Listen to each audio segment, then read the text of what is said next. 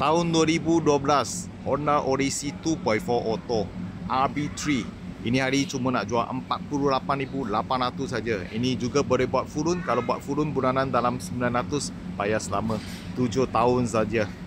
Kalau bos tengah nak cari kereta, mesti mau follow Mr. Lee punya video setiap hari. Pasal setiap hari Mr. Lee akan post 2 video ke 3 video. Tolong bos dapatkan kereta terpakai harga termurah dekat market Malaysia. Okey, ini hari Mr. Lee juga nak jual harga termurah. Ini tahun 2012 punya Honda Odyssey 2.4 Auto RB3. Kereta memang cun-cun cantik. Kereta ini hari cuma nak jual harga termurah 48,800 saja. Ini juga boleh buat full loan Buat full loan bulanan 900, bayar selama 7 tahun saja. Kereta sudah elok-elok, cantik. Sekarang seri review ini kereta, kasih bos tengok. Selamat petang bos. Tadi baru dapat daripada owner. Ini kereta memang cun cantik. Owner memang gila suka kereta punya, boleh kata lah. Tengok dia punya bonnet depan sudah kasih carbon ni tapi fender sudah memang sudah convert, nampak lebih sporty punya. Sport rim 18 inci, memang nampak sporty dengan penuh Okey, kereta tiada kemalangan, tiada accident, tak ada banjir. Kereta engine, gearbox, suspension tip top condition. Kereta ni owner sudah convert, nampak lebih sporty, bawa sedap. Tadi Mr. Lee suruh cuba, memang cun lawa lah. Engine, gearbox, suspension semua boleh kata elok sangat lah. Okey, tayar bunga 60 ke 70% tebal, pakai setahun kena tukar. Lampu kiri kanan, depan belakang, belakang ni Mino light. Okey, depan belakang semua elok-elok, cantik lagi lah.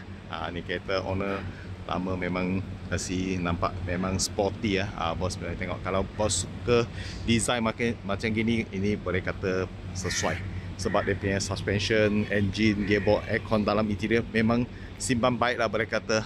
Memang jaga-jaga, pakai cermat punya. Ambil balik, tak payah buat apa.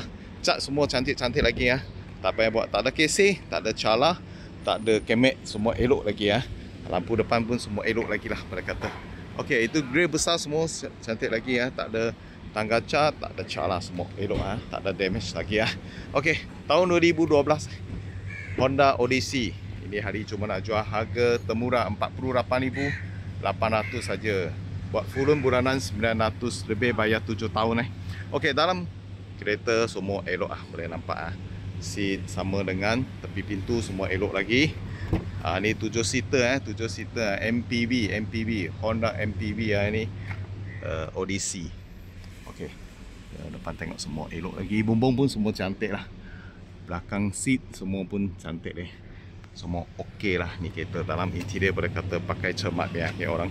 Okey, kalau bos minat ini 48,800 saja Kalau buat full loan bulanan 900, bayar selama 7 tahun lah. Kalau bos mau, contact Mr. Lee. Setiap hari Mr. Lee akan post 2 video. Tolong bos dapatkan kereta terpakai harga termurah dekat Malaysia. Sila follow Mr. Lee punya video. Kurang-kurang boleh dapat kereta murah sama dengan cantik. Kalau ada rasa video ni bantu bos, sila komen, share, like sama follow Mr. Lee punya video setiap hari. Thank you for support.